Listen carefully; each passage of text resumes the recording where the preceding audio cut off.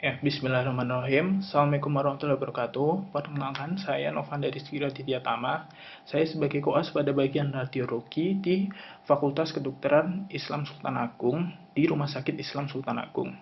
Sebelumnya, di sini saya akan mempresentasikan tentang bedah buku dari section 12 tentang Recognizing Adult Heart Disease.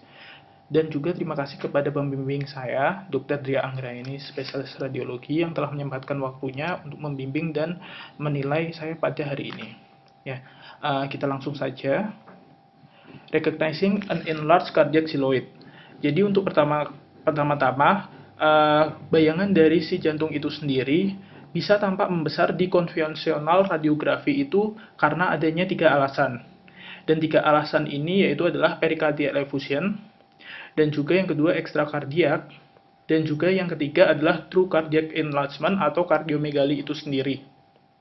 Nah, untuk pericardial effusion ini, dia itu bayangannya itu menyerupai kardiomegali di konvensional radiografi karena adanya efusinya itu tadi. Kalau ekstrakardiak ini dikarenakan benda asing lainnya atau jaringan soft tissue lainnya yang mana itu ada di sekitar dekat jantung sehingga menyerupai pembesaran dari jantung itu sendiri.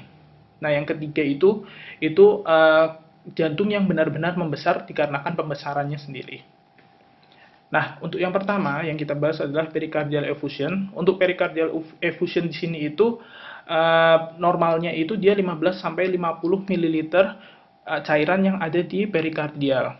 Yang mana semisal itu melebihi dari 50 ml, cairan itu nanti akan menuju ke bagian posterior dari ventrikel kiri. Sehingga nanti semisal menumpuk lagi, dia akan merambat ke bagian kanan dari batas jantung itu sendiri dan mengisi di pericardial space dan juga melingkari dari si jantungnya itu sendiri. Nah, untuk menilainya, kita dapat menilai menggunakan konvensional radiografer dan juga dapat menggunakan CT scan atau ultrasonografi juga. Namun, kalau untuk konvensional radiografi, ini masih sangat miskin dalam penginterpretasian atau penglihatan dari si tanda-tandanya itu tadi, si efusinya itu tadi. Nah, untuk box 12.1 sini, ini ada causes atau penyebab dari pericardial effusi itu sendiri. Itu apa aja sih sebenarnya? Yang pertama ada CHF, kedua ada infeksi, bisa TB maupun viral infection, dan yang ketiga ada metastatic malignancy, selanjutnya ada uremic pericarditis, ada juga lupus atau collagen vascular disease, bisa trauma, dan juga post pericardiotomy syndrome. Ya, langsung saja saya lanjut. Nah, jadi untuk gambar yang samping kiri dan kanan ini itu dari beda pasien. Yang samping kiri itu adanya efusi masih kecil. Yang tadi saya sebutkan dimulai dari left ventricle-nya di bagian kiri karena ini karena ini orangnya posisinya itu supine, jadi dia penumpukannya ada di bawah. Nah, yang sebelah kanan itu semisal dia ini sudah besar dan dikasih cairan kontras. Jadi kelihatan lebarnya dan juga masih dia itu masih rancu dikarenakan ini tuh masih di konvensional chest radiography gitu. Ya, next yang selanjutnya di sini ada extracardiac causes of apparent cardiac enlargement. Nah, untuk extracardiac itu sendiri itu magnification-nya itu dikarenakan proyeksi AP biasanya dihasilkan karena proyeksi AP, supine, dan juga portable chest examination. Nah, untuk bagaimana aja sih sebenarnya proyeksi yang benar itu? Nah, jadi yang samping kanan itu ada figur 2.9. Untuk figur 2.9 sini itu dia itu proyeksi yang mana itu dia benar-benar bagus dan juga baik dalam anterior posterior dan juga standar posterior anterior. Jadi gambaran yang normal atau yang seharusnya itu seperti yang figur 2.9 ini. Nah, untuk causes dari ekstrakardiak itu yang dia itu bisa tampak atau terlihat seperti kardiomegali itu apa aja sebenarnya. Jadi di tabel 12.1 ini dia itu menjabarkan apa aja causes atau penyebab dari kardiomegali yang dia itu tipe ekstrakardiak gitu. Tampak kardiomegali yang ekstrakardiak. Yang pertama ada AP portable supine chest, dia itu merupakan masalah yang paling sering. Dikarenakan AP itu biasanya memang dia itu mengalami pembesaran jika tidak mengikuti dengan aturan-aturan yang baku, seperti contohnya inspirasi yang dia itu normal, inspirasi yang dia itu cukup. Terus ada juga suboptimal inspiration yang tadi sudah saya sebutkan. Jadi semisal dia melakukan ekspirasi saat difoto, jantung itu akan terkompres sehingga jantung itu saat difoto akan terlihat mengalami pembesaran. Tidak seperti saat kita melakukan full inspirasi atau kita melakukan inspirasi yang cukup. Terus ada juga obesitas pregnancy dan juga asistes karena mereka itu akan sulit melakukan inspirasi. Lalu ada juga penyakit kelainan atau abnormalitas seperti pectus excavatum deformitas. Jadi jantungnya itu terkompresi akibat dari sternum dan juga tulang punggungnya. Lalu ada juga rotation. Rotation itu pasiennya masih agak gerak-gerak atau miring kanan atau miring kiri. Jadi itu juga dapat mengalami pembesaran saat kita melakukan foto. Lalu ada juga pericardial effusion, yang mana other imaging modalities-nya atau cara pemeriksaan lainnya itu biasanya menggunakan USG atau menggunakan CT atau ekokardiografi, yang mana itu kita bagaimana cara mencarinya itu harus ditegakkan dengan pemeriksaan lanjutan, tidak hanya menggunakan konvensional radiologi. Oke, lanjut. Jadi ini untuk AP atau lateral cardiac enlargement. Jadi semisal AP, gimana sih kita cara mengenali kardiomegali yang di proyeksi AP itu? Semisal di jantungnya itu dia itu borderline enlarge. Jadi pembesarannya itu sesuai dengan borderline. Itu bisa saja dia itu normal pada aslinya. Nah, terus misal ada significant enlarge atau pembesaran yang agak tinggi, itu biasanya itu hasil aslinya itu mengalami pembesaran. Tapi kalau semisal sudah mencapai atau menyentuh di dinding lateral dari dada, itu biasanya sudah mengalami pembesaran yang mana itu signifikan atau sudah pasti pembesaran. Nah, untuk dilihat di figur 12.2 dan juga tabel 12.2, sini itu bagaimana cara menilai si jantung ini itu secara AP membesar. Kalau di figur 12.2 sini itu kita menilai menggunakan CTR atau core thoracic ratio, yang mana semisal core thoracic ratio-nya itu lebih dari 50%. Nah, semisal lebih dari 50%, berarti itu sudah bisa dinyatakan dia itu membesar. Dengan rumus CTR yang mana itu bagian batas kiri dan kanan jantung itu ditambahkan lalu dibagi dari luas dari panjang dinding jantung ke dinding jantung samping lainnya atau sebelahnya atau ujungnya, lalu dikali 100%. Misal lebih dari 50% itu berarti mengalami pembesaran. Nah, untuk yang bagian lateral itu lebih gampang karena kita bisa melihatnya dengan cara melihat ruas atau rongga di bagian jantungnya, di bagian belakang jantung, dan juga tulang punggung atau tulang sumsum belakang. Jadi semisal normalnya itu dia itu masih ada ruas seperti ini, garis merah yang saya beri ini. Lalu kalau yang di samping kanan ini dia mengalami pembesaran. Jadi mengalami pembesarannya dia itu menuju ke daerah antero posterior. Jadi membesar lalu menekan ke bagian sumsum tulang belakangnya. Nah, yang selanjutnya yaitu recognizing common cardiac disease. Jadi apa aja sih seperti tadi yang bab true cardiac disease atau kardiomegali yang sebenarnya itu apa saja sih yang penyakit-penyakit jantung yang mana itu dia itu dapat menyebabkan pembesaran di hasil dari bayangan jantung atau radiologinya. Jadi ada penyakit CHF atau pulmonary edema dan juga adanya kardiogenik atau non-kardiogenik dari pulmonary edema. Ada juga hypertensive cardio heart disease, ada juga mitral stenosis, ada pulmonary arterial hypertension, ada aortic stenosis, ada cardiomyopathy, ada thoracic aortic aneurysma, dan juga ada aortic dissection dan juga coronary artery disease. Nah, untuk yang pertama dari CHF sendiri, untuk CHF sendiri biasanya itu dia itu untuk tanda-tanda dari CHF itu yang kita cari itu ada dua. Jadi ada pulmonary alveolar edem dan juga pulmonary interstitial edem. Nah, tipikal dari CHF itu sendiri, dia itu radio pattern-nya ada di kedua ini. Jadi yang harus kita cari dari kedua yang tadi saya sebutkan ini. Nah, causes atau penyebab dari CHF itu sendiri ada kardiomyopati, cardiac valvulation, arrhythmia, hyperthyroidism, severe anemia, dan juga left to the right shunt. Oke, selanjutnya untuk pulmonary interstitial edema itu ada jadi pulmonary interstitial edema itu ada 4 kunci yang harus kita cari, yaitu penebalan dari septum interlobular, lalu peribronchial cuffing, lalu fluid in the fissure. Jadi cairan yang ada pada fisuranya, lalu pleural effusion. Nah, jadi 4 ini yang harus kita cari di pulmonary interstitial edema. Nah, untuk yang pertama itu ada thickening of the interlobular septa. Nah, untuk interlobular septa, ini kita harus mencari Keller B line-nya.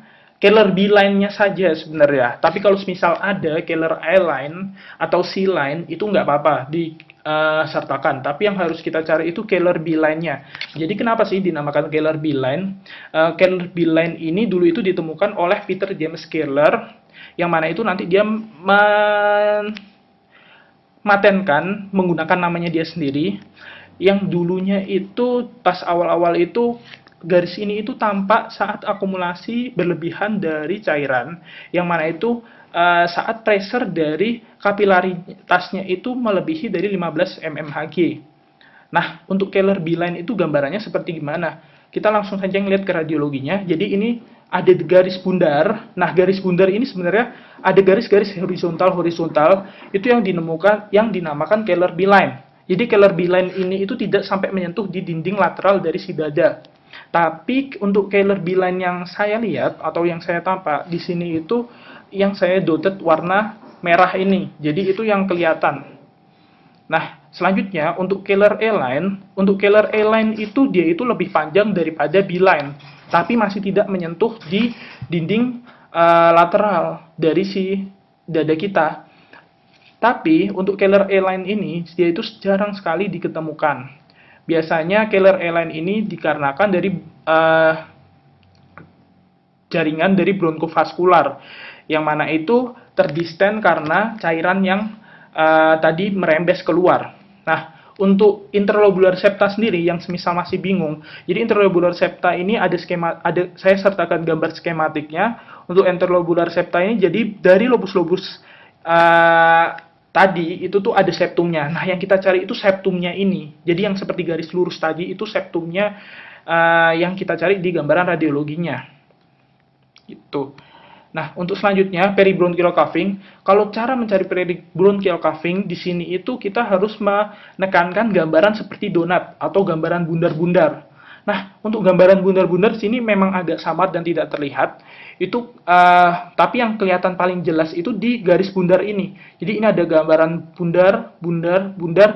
Ini yang dinamakan peribronchial cuffing. Nah, peribronchial cuffing ini biasanya itu tidak semuanya itu terlihat seperti bundar atau donat. Kadang ada yang setengah lingkaran, atau ada yang seperempatnya, atau ada yang 3/4-nya. Jadi normalnya di sini itu dia itu terlalu tipis sampai dia itu tidak terlihat. Tapi kalau sudah terlihat 3/4 atau 1/4 atau setengahnya, itu berarti sudah bisa disebutkan peribronchial cuffing. Nah, untuk selanjutnya di sini ada fluid in the fissure. Jadi adanya cairan di fisura dari paru. Nah, cairannya itu seperti gimana gambarannya? Yang paling terlihat di sini itu di bagian yang gambar B ya. Untuk gambar B ini ada garis, ini ada fisuranya, ini sudah saya tandai warna merah. Nah, itu yang dinamakan fluid in the fissure-nya. Jadi dia itu mengalami penebalan yang mana itu garisnya itu bersifat irregular dan dia membentuk kontur yang dia itu bakal menebal dan semakin jelas saat semakin tinggi dari perembesan cairannya itu gitu. Nah, namun pada lambat laun semisal mengalami pembaikan, lama-lama ini tuh akan menghilang gitu. Nah, selanjutnya untuk pleural effusion. Jadi untuk pleural effusion ini yang harus ditekankan itu dia ini sifatnya harus di kedua lapang paru.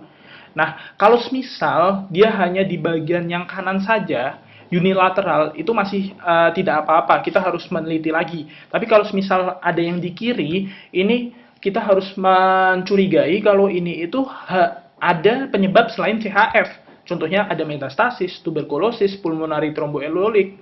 Jadi harus kita teliti lagi, harus kita gali lagi.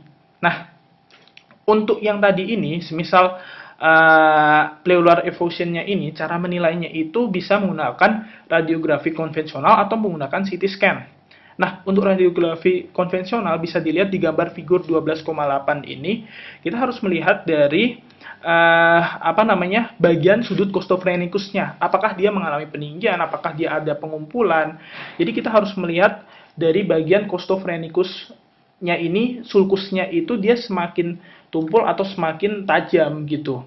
Nah, kalau misal dari CT scan-nya, yang dalam kita bentuk supine, kita melihat di bagian bawahnya apakah ada penumpukan cairan atau tidak. Seperti itu.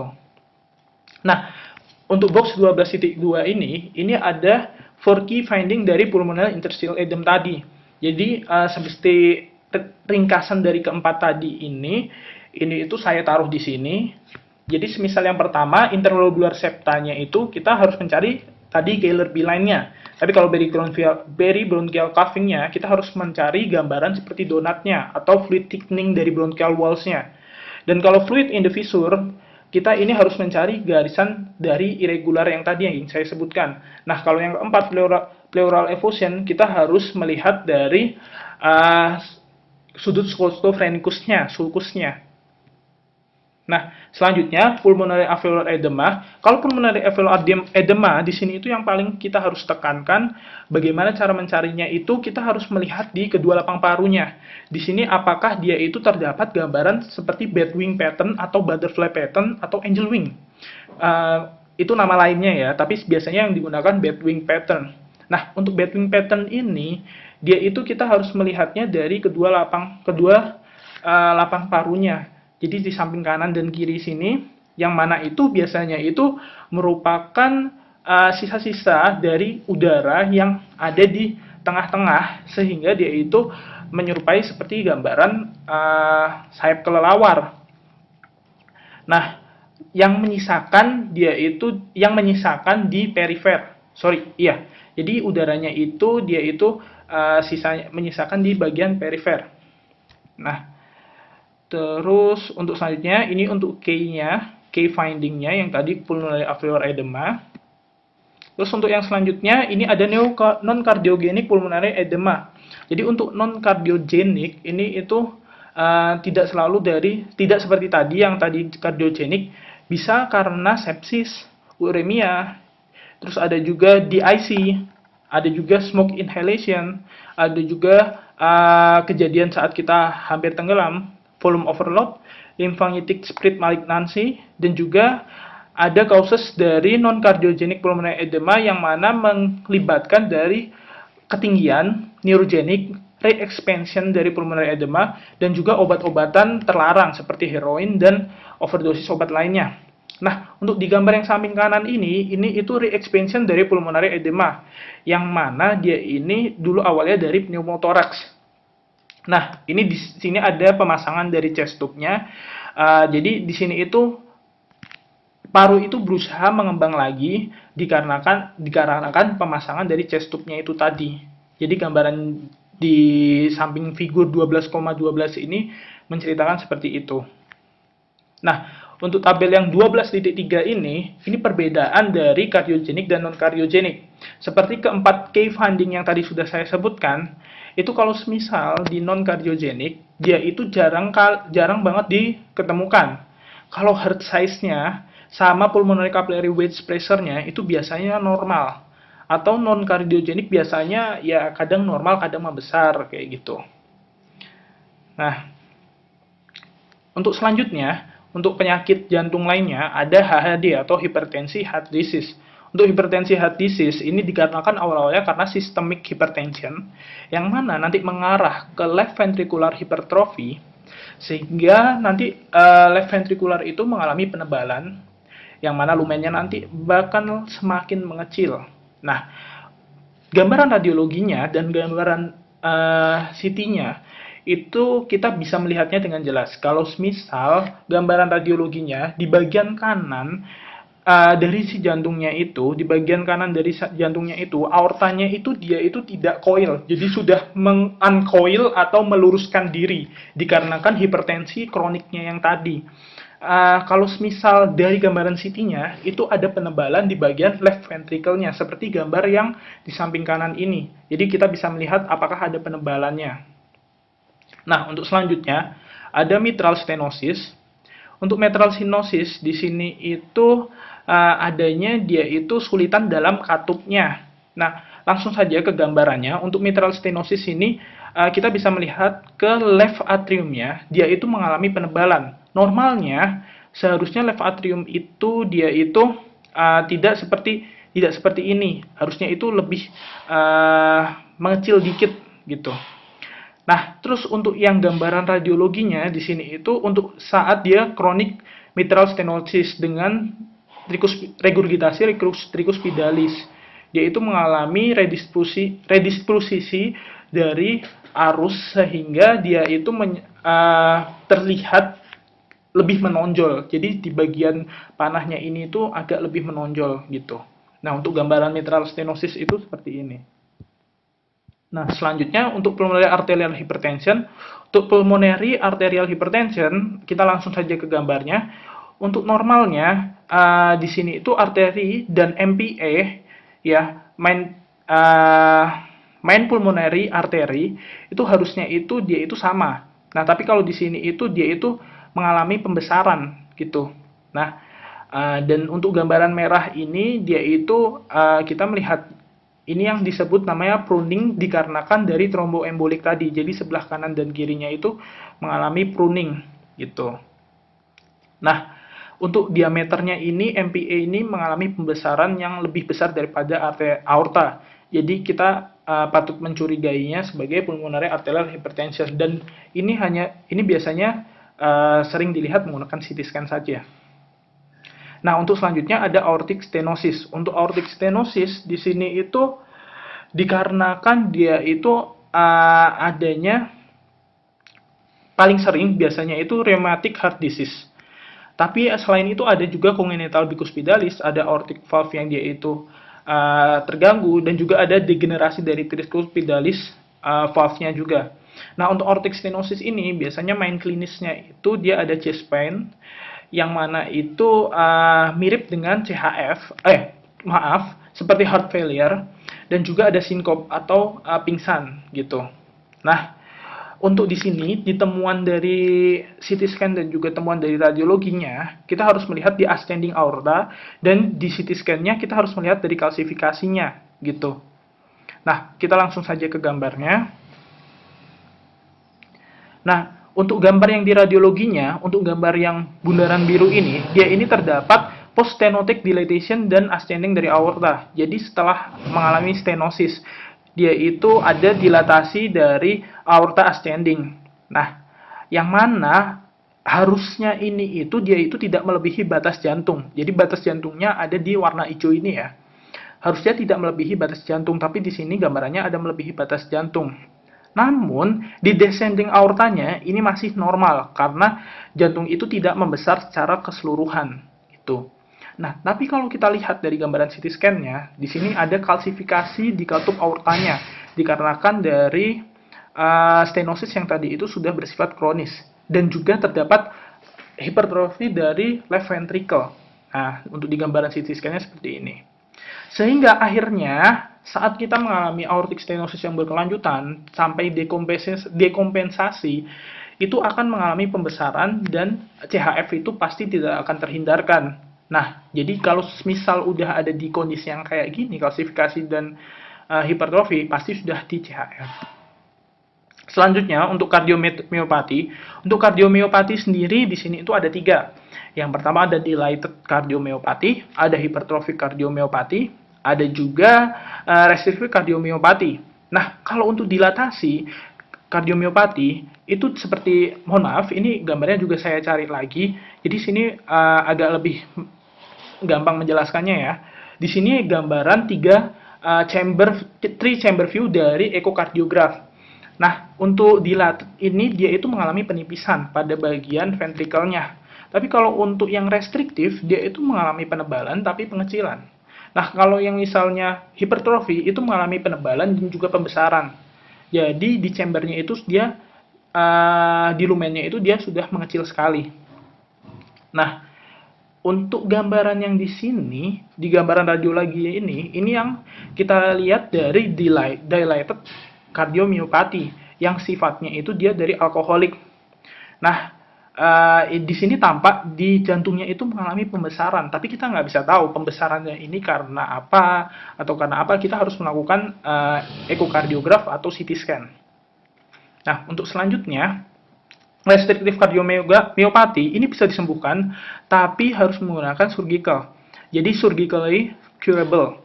Nah, untuk di sini di gambar CT scan ini terdapat gambar-gambaran kalsifikasi yang mana itu dikarenakan dari post-inflammatory etiologi. Nah, gambar ini itu berasal dari constrictive pericarditis. Jadi bedanya restrictive cardiomyopathy dan constrictive pericarditis itu dari kalsifikasinya ini. Semisal dia tidak ada kalsifikasi, berarti dia bukan constrictive pericarditis gitu. Jadi bisa diekskludkan. Nah, untuk pemeriksaan lanjutnya itu harus diteliti lagi. Apakah dia ini restriktif atau restriktif cardiomyopathy atau perikarditis.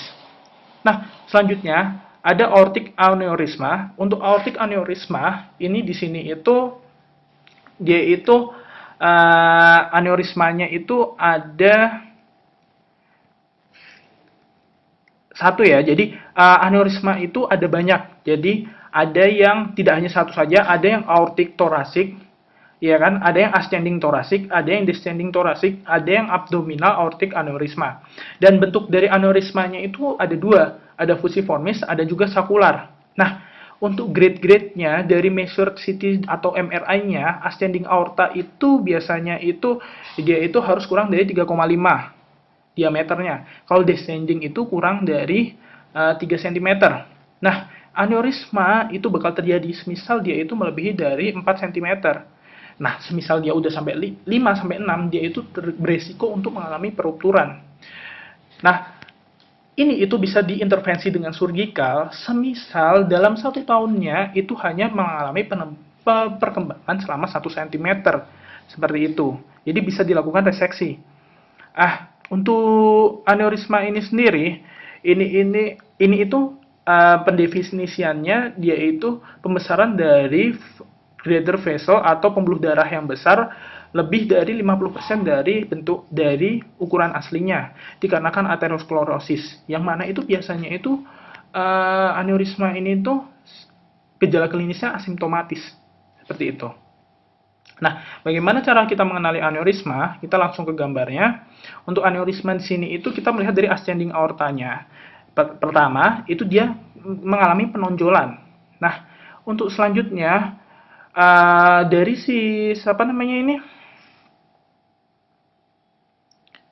descending thoracic aortanya, dia itu mengalami pembesaran serta menjauh dari tulang belakang. Yang normalnya itu harusnya dia itu mendekati tulang belakang dan tidak menjauh seperti ini. Harusnya normalnya seperti itu.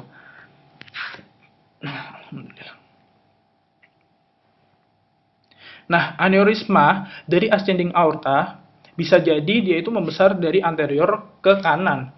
Tapi aneurisma dari aorta arch atau lengkuk aorta biasanya itu memproduksi middle mediastinal mass atau massa di mediastinum tengah.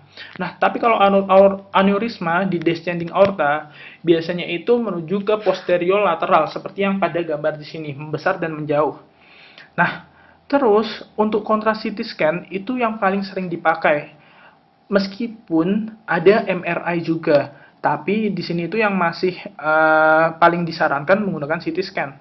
Nah, untuk aneurisma itu seperti yang tadi saya sebutkan, dia bisa berbentuk fusiformis atau sakular. Ya, kita lanjut. Setelah aneurisma fusiformis dan juga sakular, kita lanjut.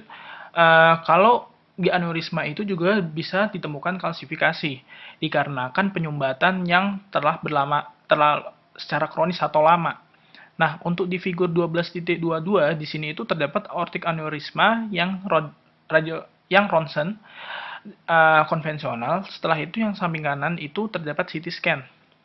Nah, yang untuk yang kiri itu kita bisa melihat gambaran large mediastinal soft tissue.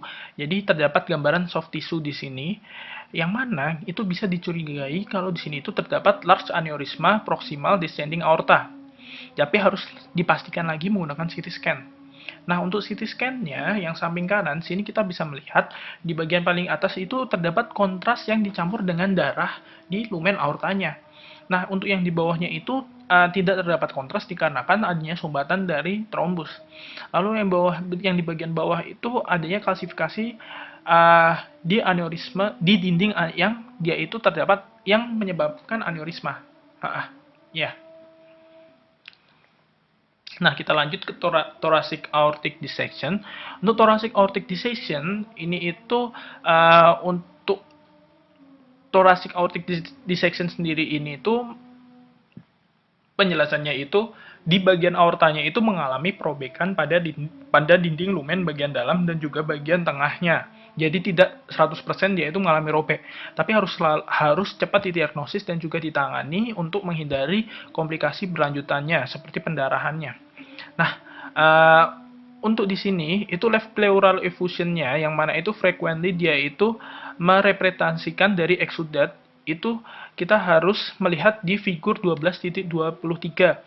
Nah, di sini itu terdapat pembesaran dari mediastinum sehingga dia itu bagian left pleural effusion-nya itu terlihat jelas di bagian kirinya sini. Nah, left pleural effusion-nya terlihat jelas. Jadi kombinasi ini dari pelebaran dari mediastinum, pelebaran dari indisputable widening dari mediastinumnya dan juga efusinya, ini harus kita perhatikan kalau ini itu tanda-tanda adanya aortic dissection gitu, dan harus dilakukan pengonfirmasian dengan CT scan. Nah, untuk konfirmasian dengan CT scan sendiri, di sini itu kita harus mengetahui pertama-tama klasifikasi jenis-jenis dari aortic dissection-nya. Kita harus melihat dari Stanford-nya dan juga di Barclay-nya. Untuk Stanford A, B, itu kita harus melihat apakah dia ini A atau B, lalu di Barclay-nya itu kita harus melihat apakah dia ini 1, 2, atau 3A atau 3B. Jadi harus kita lihat dan kita tentukan. Nah, ini untuk gambaran CT scan dari aortic dissection-nya yang tadi. Nah, untuk yang A sendiri, di sini itu, dia terdapatnya intimal flap, yang mana itu, dia itu gambarannya itu seperti transversal di sini. Ya, terus kalau yang bawahnya ini, dia itu yang di descending. Jadi di descending aorta. Nah, di pasien yang lain, ini terdapat gambaran normal dari aorta ascending dan juga intimal flap transversing dari descending aortanya gitu. Jadi intimal flap ini itu dia itu menandakan lesi dari aortic dissection-nya. Jadi kita harus melihat apakah dia ini intimal flap-nya itu sebanyak apa gitu. Nah, yang selanjutnya ada CAD atau coronary artery disease. Jadi untuk coronary artery disease ini itu kita itu harus melihat apakah dia ini itu terdapat plak dari atrematosus plak atau tidak, yang mana itu menyebabkan iskemik sehingga menyebabkan infark dari kardiak muscle-nya itu. Harus segera ditangani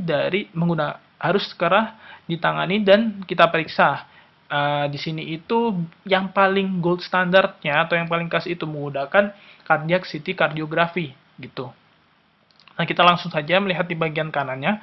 Di sini itu bagian kanannya terdapat atrematosus plaque dan juga calcified plaque.